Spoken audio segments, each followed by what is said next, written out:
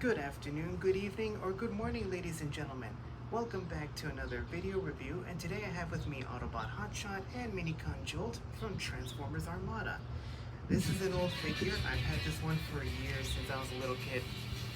I guess you could say this is a deluxe class figure, even though back then the Transformers figures were not, defined by their sizes. That didn't happen until Transformers Cybertron, but I want to say this is a deluxe class figure. And of course, we have Hotshot himself, the main star, and we have his Minicon here, Jolt, and his engine gun thingy. That's the only accessory this figure comes with. Well, let's get the gun out of the way first. So as you can see here, it's a nice engine gun thingy.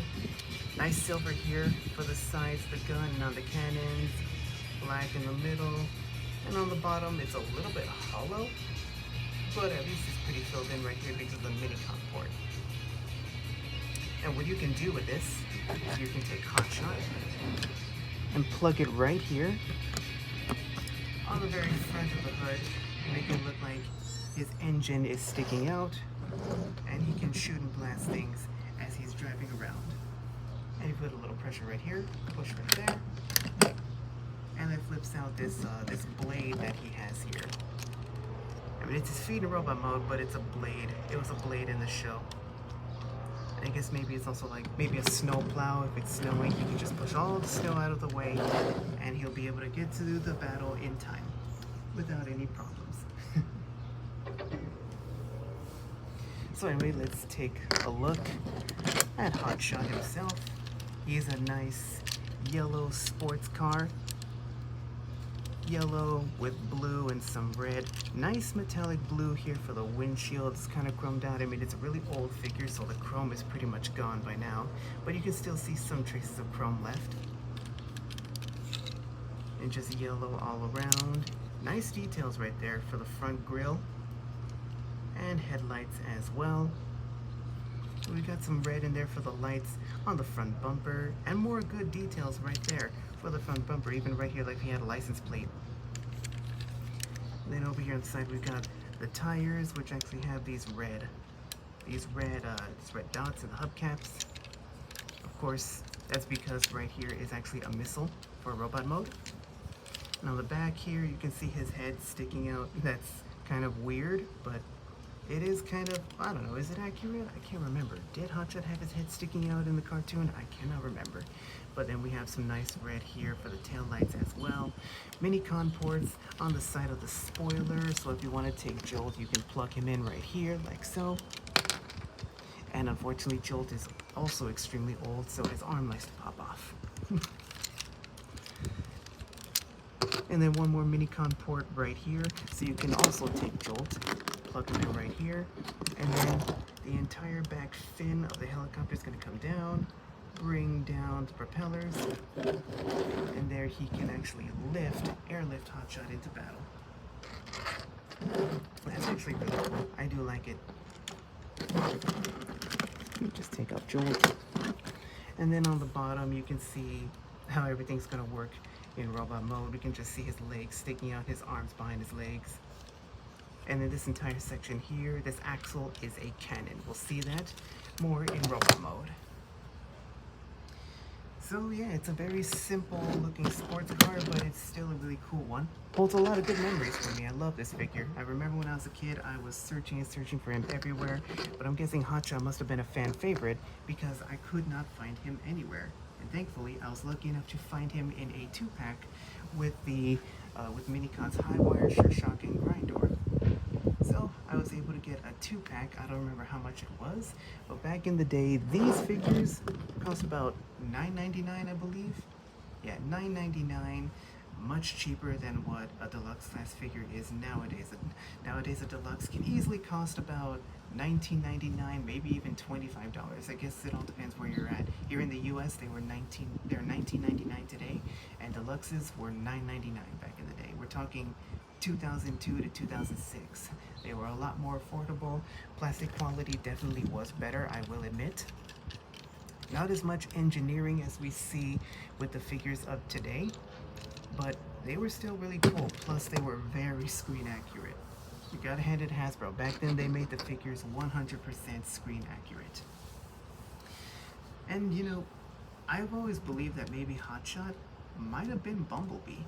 I don't know why they never named him Bumblebee and why they gave him the name Hotshot, but everything about Hotshot was very similar to Bumblebee. I mean, he's yellow. He's a young, immature kind of hotshot. No lie, he was a hotshot, okay? Young, immature, rookie on the team, so basically everything about Hotshot was Bumblebee. So who knows why they didn't stick with the name Bumblebee and they just called him Hotshot, but hey, we still love him. So let's get down to transformation. So the first thing you're gonna do is you're gonna get this back panel here, bring it down, right over on the rooftop, and then untap the doors, bring them over to the tires, untap the door, bring it over onto the tire, and then you are going to detach the windshield from his legs. And then we can open up his arms, rotate them around, bring them down. And then we can take the gun and just plug it in right there to bring out his feet. Rotate the legs forward, and then bring up the visor to show his face. And there's Hotshot in his robot mode. A very simple transformation, not much to it. And yet, this is still a very fun figure. Definitely one of my favorites. Let's take a look at that face sculpt. Focus. And as you can see there, some really nice silver for the face and nice blue for the eyes. I do love how they molded in a lot of facial expression for Hotshot. Like his mouth is open like if he's just happy, having a good time, ready to go out and kick some deceptive tail. And then we've got more of that same yellow for the spoiler and a nice Autobot symbol right here on the side. More yellow for his arms right here. Some red right here for the joint, for the swivel joint. And then some dark charcoal gray, or is that navy blue? I can't really tell, but it looks like a grayish bluish color for his arms and fists. Now of course he's got holes in his hands right here. I really don't know what the purpose of this was because he can't really hold his gun. I mean, he sort of can, but as you can see, it doesn't hold securely. It just topples over. Focus. But the purpose for the gun in robot mode is you can plug it in here on his chest. And I guess it's just more for storage than anything, you know, so that way it's not just lying around. Still, it would have been cool if he could actually hold the gun properly. I do believe the new Legacy figure does have the ability to hold his actual gun. And then again, more details on his chest. He's got nice silver right here, going across the silver X. A lot of molded in detail right here on his chest. Red paint all around. Some more red for his legs here. And then just more of that yellow for his legs, for his lower legs. And he's not hollow at all from the back, you know. The entire vehicle mode becomes the robot mode. That was also another good thing about these old figures. There was hardly any hollowness. The entire transformation had the vehicle mode incorporated into the robot mode. There was hardly ever any fake outs, practically none, no faux chests or anything like that. It was 100% legit back then, for sure. Again, not much posability or articulation with the figures back then. I mean, Hotshot, the only articulation he has is his arms can move outward and inward. The forearm can swivel, you know, back and forth a bit. His legs, they can kick forward a little more than 90 degrees, kick back a full 90 degrees. He's got some bend at the knee, but no ankle tiltage or anything like that, and the head doesn't move either, so that was the only downside with these figures. There was a lot of limited articulation, kind of similar to G1 toys.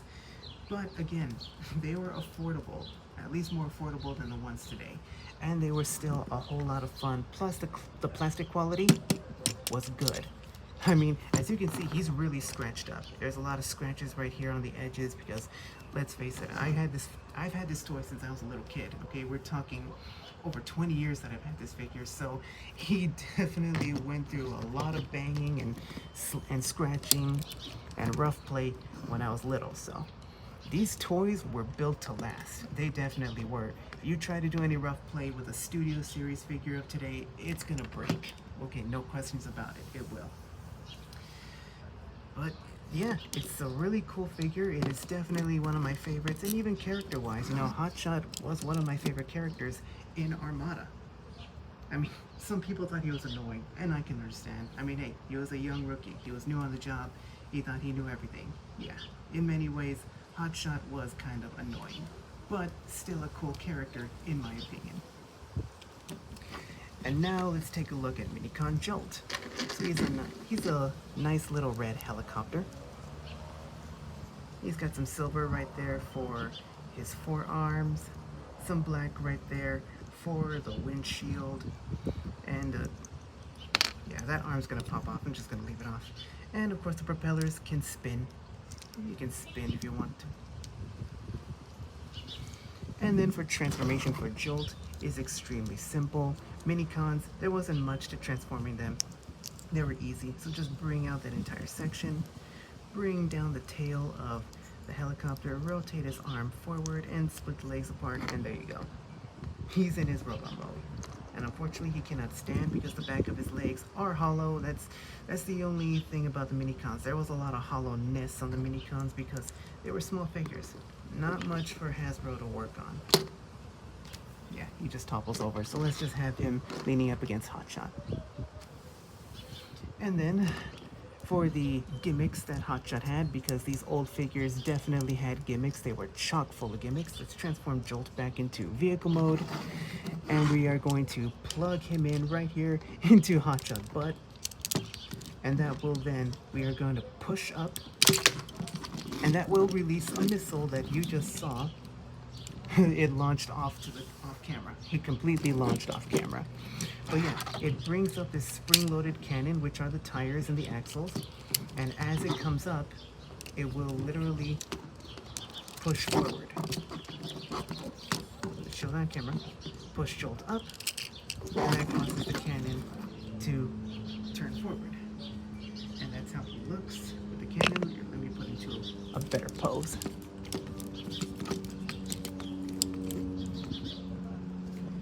That's how Hotshot looks with that cannon sticking out in front. It was really cool to see him do that in show. It really was.